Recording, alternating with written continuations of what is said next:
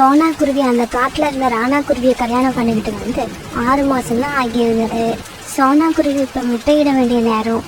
திடீர்னு இந்த சமயத்துல மழை பெய்ய ஆரம்பிச்சுட்டான்னு தன்னோட கூட்டுல உட்காந்துக்கிட்டு ஜன்னல் வழியா குருவி பெய்யற மழையை பயத்தோட பார்த்துக்கிட்டு இருந்தது. காலையில உணவு தேட போன ராணா குருவி இது வரைக்கும் தன்னோட வீட்டுக்கு திரும்பி வரல. சோனா குருவி மனசுல அந்த பயத்துக்காக தான் கருணும். ராணாஜி, இப்படி பெய்கிற மழையில நீங்க எவ்வளவு கஷ்டப்படுறீங்களோ, கடவுளே என்னோட கணவரை சீக்கிரமா என்கிட்ட கொண்டு வந்து சேர்த்துட்டு. இந்த மாதிரி இடி சத்தத்தை கேட்டா சோனா ரொம்பவும் பயப்படுவா. அதனால நாம சீக்கிரமா வீட்டுக்கு போயாகணும். இப்படி நினைச்ச ராணா குருவி ரொம்பவும் வேகமா பறந்து வந்துகிட்டு இருந்தது. ராணா குருவி இப்படி வேகமா பறந்து வர காத்து ராணா குருவி கூட போட்டி போட்டுக்கிட்டு வேகமா வீச ஆரம்பிச்சது. அந்த காத்தை எதிர்த்து நிற்க முடியாத ஒரு காஞ்சி போன மரம் ஒன்று கீழே விழ ராணா குருவி எதிர்பாராத விதமா அந்த மரத்துக்கு இடையில மாட்டிக்கிச்சு. பாவம், அந்த மரம் ராணா குருவி மேல விழுந்துருச்சு. அந்த மரத்தோட எடைய தாங்க முடியாத ராணா குருவி அப்படியே இறந்து போயிடுச்சு.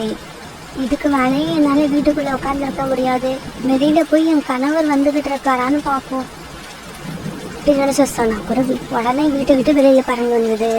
சோனா குருவி இப்படி பறந்து வந்த கொஞ்ச நேரத்துல சோனா குருவியோட வீடு பயந்து உடஞ்சு போச்சு. அதை பார்த்த சோனா குருவி ரொம்பவும் பயந்து போயிடுச்சு. நம்ம வீட்டை விட்டு வெளியில வந்தது ஒரு வகையில நல்லதா போயிடுச்சு.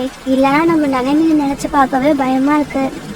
இப்படி நினைச்ச சோனா குருவி ஒரு மரத்துக்கு அடையில நின்று தன்னோட கணவருக்காக காத்திருக்க ஆரம்பிச்சது. இப்படி ரொம்ப நேரம் சோனா குருவி அந்த மரத்துக்கு அடையில காத்திருந்தது. ஆனா மழையோ விடல. சோனா குருவியோட கணவரும் திரும்பி வரல. இந்த சமயத்துல திடீர்னு சோனா குருவிக்கு வயிற்று வலிக்க ஆரம்பிச்சது. கடவுளே, என்ன இது? இருக்கிறதுக்கு வீடும் இல்லை, என் பக்கத்துல என்னோட கணவரும் இல்லை. இந்த சமயத்துல நான் முட்டையிடுற நேரம் வந்துடுச்சு. இப்ப என்ன பண்றது? எனக்கு எதுவுமே புரியல. இப்படி யோசிச்சு சோனா குருவி உடனே அக்கம் பக்கத்துல இருந்த பிள்ளைகள்லாம் ஒன்னா சேர்த்து ஒரு கூட்டை கட்டி முடிச்சது. பிறகு அந்த கூட்டுல ஒரு அழகான முட்டை இட்டுச்சு. கொஞ்ச நேரத்துக்கு அப்புறம் மழையும் விட்டுடுச்சு.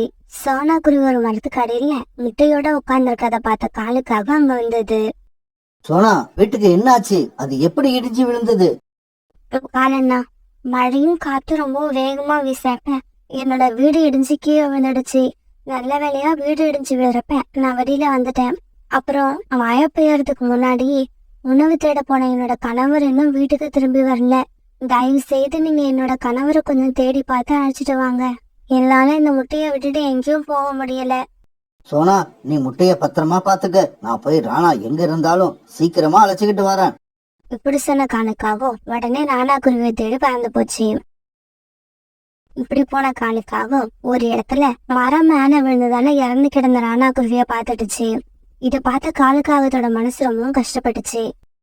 சோனா குருவிக்கு கல்யாணம் ஆகி 6 மாசம்தான் ஆகுது. அதுவும் இப்பதான் முதலா முட்டையிட்டு இருக்கு. இந்த சமயத்துல தன்னோட கணவர் இறந்த விஷயத்த அது கேள்விப்பட்டா அதால கண்டிப்பா தாங்கிக்க முடியாது.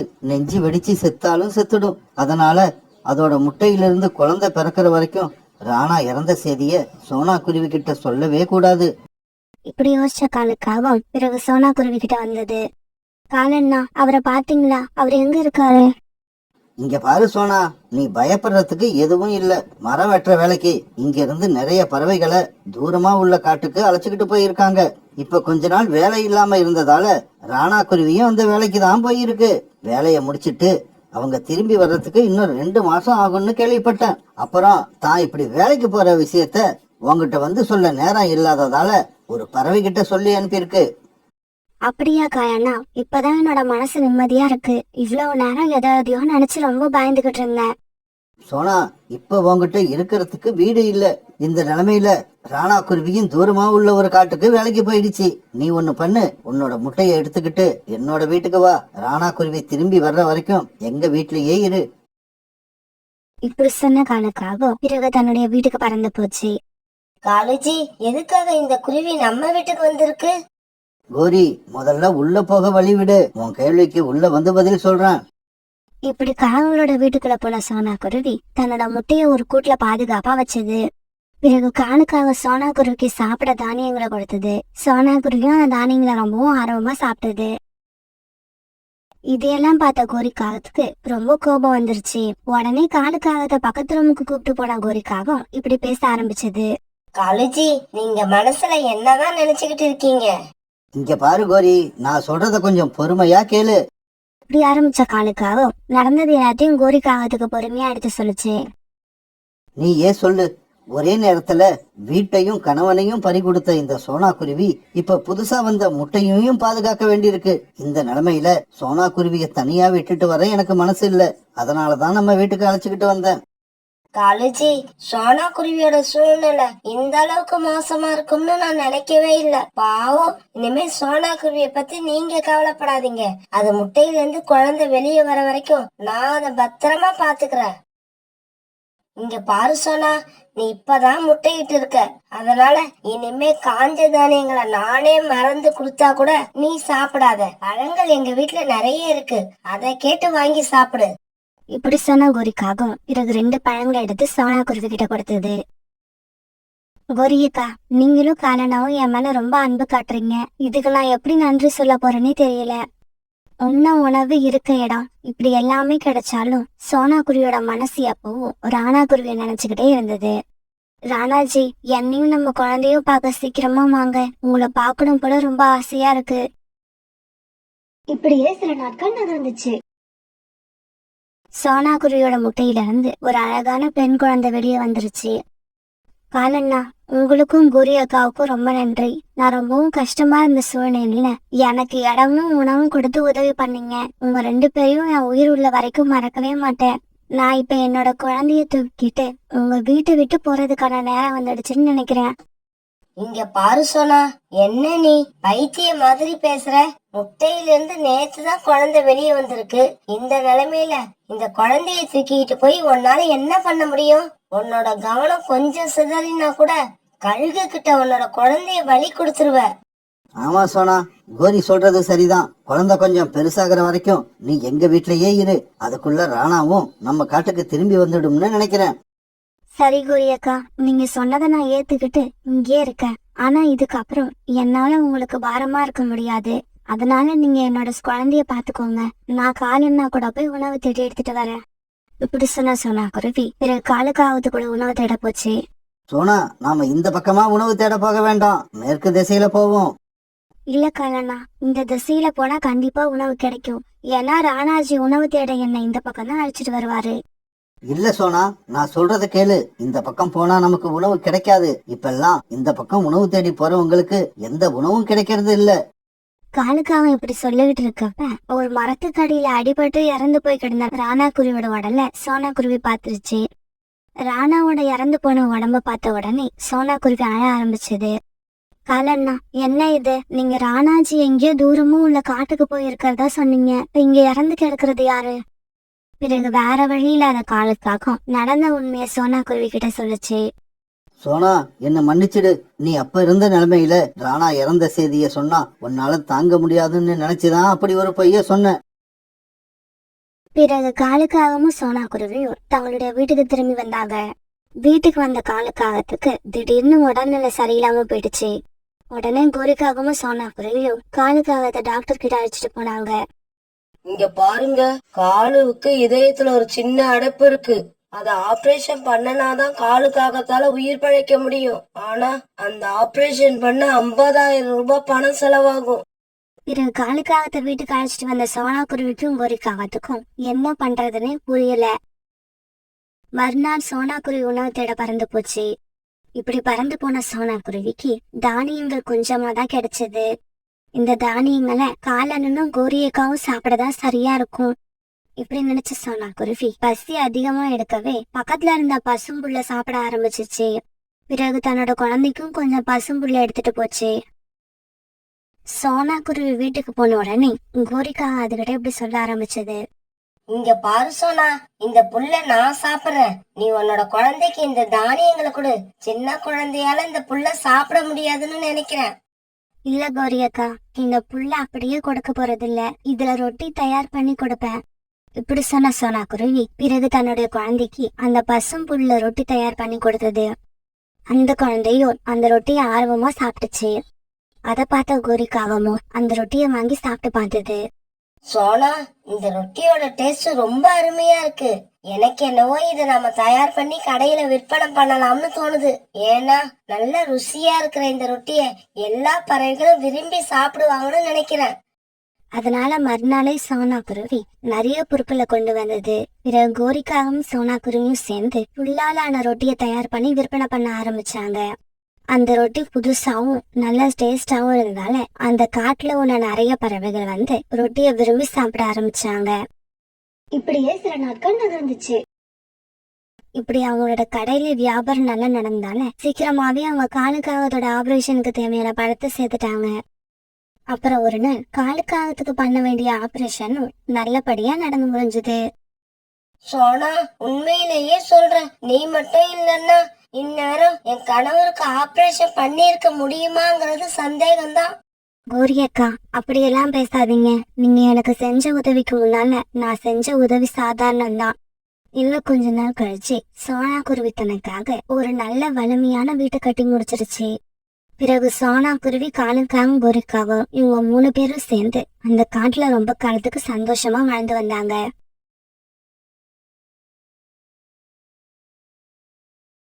அந்த காட்டுல அப்பதான் குளிர்காலம் ஆரம்பிச்சிருந்தது. அந்த காட்டுல இருந்த எல்லா உயிரினங்களும் இந்த குளிர்காலத்துல ரொம்பவும் கஷ்டப்பட்டாங்க. பியூட்டி, வர வர குளிர் அதிகமாயிக்கிட்டே இருக்கு. நம்ம வீட்டுல நல்லதா ஒரு கம்பளி போர்வை கூட இல்ல. இன்னைக்கு ராத்திரி நம்ம எப்படிதான் தூங்க போறோம்னு தெரியல. அம்மா, கவலைப்படாதீங்க. நம்ம கிட்ட கொஞ்சம் காஞ்ச விறகுகள் இருக்கு. அதை இன்னைக்கு எரிய வச்சு நம்ம வீட்டை சூடாக்கிக்குவோம். பியூட்டி, நம்ம கிட்ட இருக்கிற இந்த கொஞ்சம் விறகுகளையும் காலி பண்ணிட்டா அதுக்கப்புறம் நம்ம ரொம்ப கஷ்டப்படணும். அதனால நமக்கு இப்ப கம்பளி போர்வை அவசியம் தேவைதான். நான் பாட்டி வீட்டுக்கு போய் அவங்க கிட்ட பழைய கம்பளி போர்வை ஏதாவது இருந்தா வாங்கிட்டு வரேன். அம்மா, வெளியில ரொம்பவும் குளிரா இருக்கு. பார்த்து போயிட்டு வாங்க. பிறகு சோனா குருவி தன்னுடைய அம்மா வீட்டை நோக்கி பறக்க ஆரம்பிச்சது. குளிர்காலத்துல பறந்து போறது சோனா குருவிக்கு கஷ்டமா தான் இருந்தது. இருந்தாலும் வேகமா பறந்து போன சோனா குருவி சீக்கிரமாவே தன்னோட அம்மா வீட்டுக்கு போய் சேர்ந்துடுச்சு. அம்மா, நம்ம வீட்டுல ஏதாவது பழைய கம்பளி போர்வை இருக்கா? இருந்தா எனக்கு கொடுங்க. ராத்திரியில குளிர் அதிகமா இருக்கிறதால பியூட்டி தூங்க ரொம்ப கஷ்டப்படுறா. ஒரு கம்பளி போர்வை இருக்கு. ஆனா அது கொஞ்சம் கிழிஞ்சிருக்கும். பரவாயில்லையா? பரவாயில்லம்மா, நீங்க அதை கொடுங்க. அது நான் தச்சுக்கிறேன். இந்த வருஷத்துல இந்த போர்வையை வச்சு நான் எப்படியாவது அட்ஜஸ்ட் பண்ணிக்கிறேன். அடுத்த வருஷம் நான் ஒரு புது போர்வை வாங்கிடுவேன். பிறகு சோனா குருவியோட அம்மா அந்த போர்வையை எடுத்து கொடுத்தாங்க. அம்மா, அண்ணனும் அண்ணியும் வீட்டுல இல்லையா? இல்ல சோனா, அவங்க 2 பேரும் மார்க்கெட்டுக்கு போயிருக்காங்க. சரிம்மா, நான் கிளம்புறேன். பியூட்டி வீட்டுல தனியா இருக்கா. இப்படி சொல்ல சோனா குருவி பிறகு அந்த போர்வையை ஒரு பையில போட்டு எடுத்துக்கிட்டு தன்னோட வீட்டை நோக்கி பறந்து போச்சு. சோனா குருவி இப்படி கொஞ்ச தூரம் பறந்து போனதும் தன்னோட அண்ணனையும் அண்ணியையும் வழியில சந்திச்சது. சோனா, நீயா? எங்க போயிட்டு வர? அண்ணா, நான் நம்ம வீட்டுக்கு தான் போயிட்டு வரேன். வீட்டுல அம்மா மட்டும்தான் இருந்தாங்க. நீங்க மார்க்கெட்டுக்கு போயிருக்கதா சொன்னாங்க. வீட்டுல பியூட்டி மட்டும் தனியா இருக்கா. அதனாலதான் அவசரமா திரும்பி வந்துட்டேன். சோனா, அந்த பையில என்ன இருக்கு? குளிர் அதிகமா இருக்கிறதால பியூட்டி ராத்திரில ரொம்ப கஷ்டப்படுறா. அதனால நம்ம வீட்டுல இருந்த பழைய போர்வை ஒண்ணு அம்மா கிட்ட கேட்டு வாங்கிட்டு வரேன். பழைய போர்வையை கொடுத்தாங்களா? வீட்டுல பழைய போர்வை எதுவுமே இல்லையே. அத்தை எந்த போர்வையை எடுத்து கொடுத்திருப்பாங்க? சோனா, நீ எடுத்துக்கிட்டு வந்த போர்வை கொஞ்சம் கிழிஞ்சிருக்கு தானே? ஆமா ஆமா, அந்த போர்வை தான். நான் அந்த கிழிசலை தச்சு பியூட்டிக்கு கொடுத்துக்கிறேன். நீங்க அதை பத்தி கவலைப்பட வேண்டாம். சோனா, அந்த போர்வை கிழிஞ்சிருக்கிறது தெரிஞ்சுதான் அத பாதி விலை கொடுத்து வாங்கிக்கிட்டு வந்து தரையில விரிக்கிறதுக்காக வீட்டுல வச்சிருந்தேன். இன்னையில இருந்து தான் அந்த போர்வையை எடுத்து தரையில விரிப்போம்னு நினைச்சுக்கிட்டு இருந்தேன். ஆனா இந்த விஷயம் தெரியாத அத்தை அந்த போர்வையை உன்கிட்ட தூக்கி கொடுத்துட்டாங்க. பரவாயில்ல, அதை எங்க கிட்ட கொடுத்துட்டு போயிடு. அண்ணன், அது கிழிஞ்சு இருக்கிறதால தான் அம்மா அதை என்கிட்ட கொடுத்தாங்க. அது கிழிஞ்சிருக்கோ கிழியலையோ குடுன்னு கேட்டா கொடுக்க வேண்டியது தானே. ஏன் இப்படி பேசிக்கிட்டே இருக்க? அண்ணன் இப்படி கோவமா சொல்ல சோனா குருவி தன்னோட அண்ணன் முகத்தை பார்த்தது. ஆனா சோனா குருவியோட அண்ணன் தன்னோட முகத்தை வேற பக்கம் திருப்பிக்கிட்டாரு. உடனே சோனா குருவி அதை எடுத்துட்டு வந்த போர்வையை அவங்க அண்ணன் கிட்ட கொடுத்துருச்சு. என்னங்க, போர்வையை வாங்கியாச்சு, கிளம்புங்க. பிறகு சோனா குருவியோட அண்ணனும் அண்ணியும் அங்க இருந்து பறந்து போனாங்க. அண்ணனும் அண்ணியும் தன்னோட பார்வையில இருந்து மறையிற வரைக்கும் சோனா குருவி அவங்கள பாத்துக்கிட்டே இருந்தது. அப்பா இருந்ததுக்கு அப்புறம் அண்ணனா இருக்கிறவங்க அப்பாவோட சாணத்துக்கு வந்து எல்லாரையும் பார்த்துப்பாங்கன்னு கேள்விப்பட்டிருக்கேன். ஆனா என்னோட அண்ணன் அப்படி இல்லை. பிறகு ரொம்பவும் சோகமான மனசோட தன்னோட வீட்டுக்கு பறந்து போச்சு. அம்மா என்ன ஆச்சுமா? பாட்டி வீட்ல இருந்து போர்வை வாங்கிட்டு வரலையா? இல்ல பியூட்டி, அவங்க நம்மளை விட ரொம்ப ஏழையா இருக்காங்க.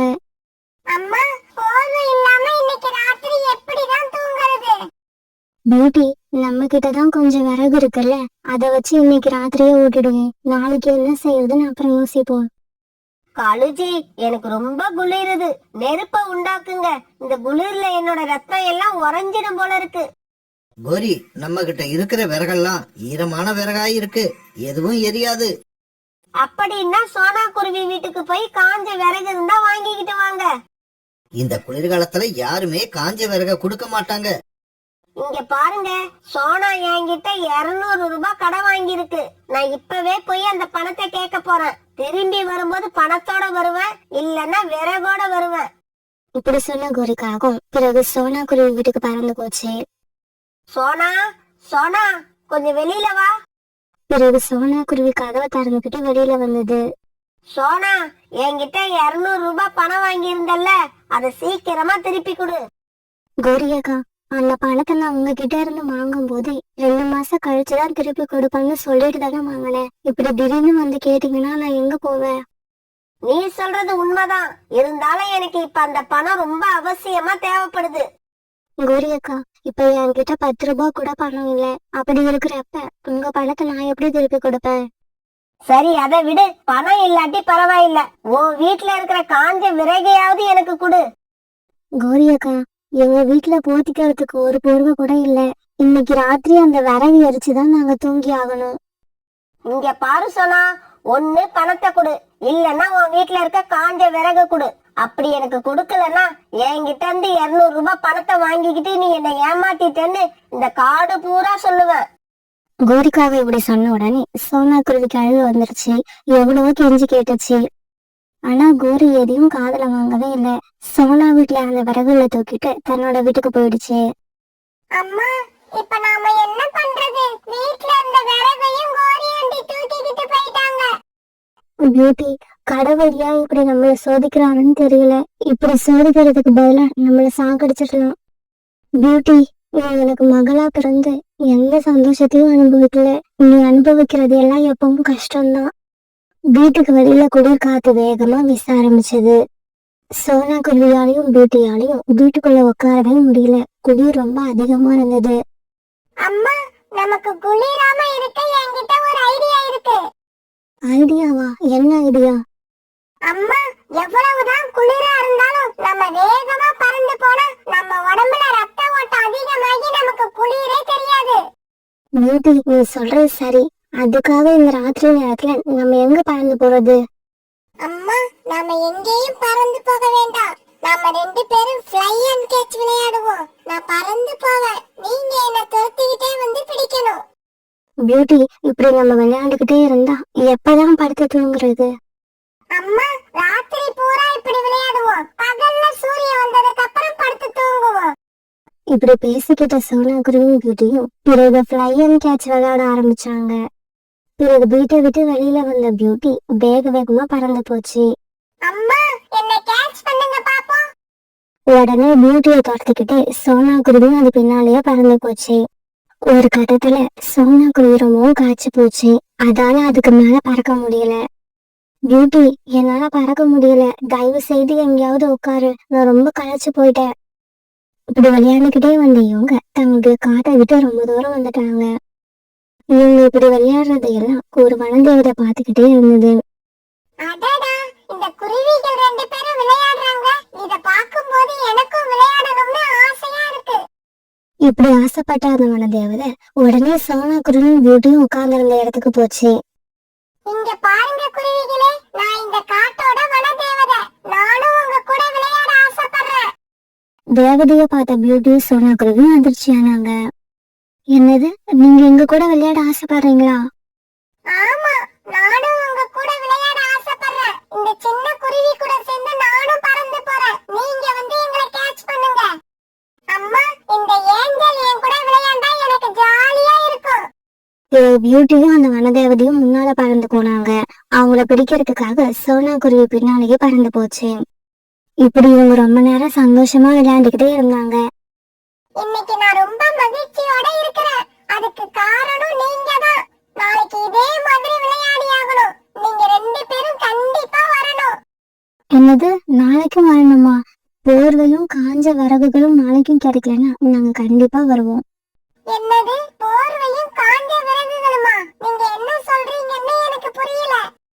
உடனே சோனா குருவி எதுக்காக அவங்க 2 பேரும் விளையாட வந்தாங்க அப்படிங்கிற உண்மைய அந்த தேவதை கிட்ட சொல்லுச்சு. அப்படியா? சரி, நீங்க வீட்டுக்கு போங்க. எனக்கு தூக்கம் வருது. நான் என்னோட வீட்டுக்கு போறேன். இப்படி சொல்லிட்டு வனதேவதை அங்கிருந்து மறைஞ்சு போயிடுச்சு. பிறகு சோனா குருவியும் பியூட்டியும் தங்களோட வீட்டுக்கு பறந்து வந்தாங்க. வீட்டுக்கு வந்து பார்த்த பியூட்டியும் சோனா குருவியும் அதிர்ச்சி ஆயிட்டாங்க. ஏன்னா அவங்களோட கூட்டுல 2 போர்வை இருந்துச்சு. கிச்சன்ல நிறைய விறகுகளும் இருந்தது. அப்புறம் ஒரு ஹீட்டர் இவங்க வீட்டை எப்பவுமே கதகதப்பா வச்சிருந்தது. பியூட்டி, இதெல்லாம் எப்படி நடந்தது? எனக்கு ரொம்ப ஆச்சரியமா இருக்கு. அந்த சமயம் அந்த வனதேவதை ஜன்னல் வழியா எட்டி பார்த்து இப்படி பேச ஆரம்பிச்சது.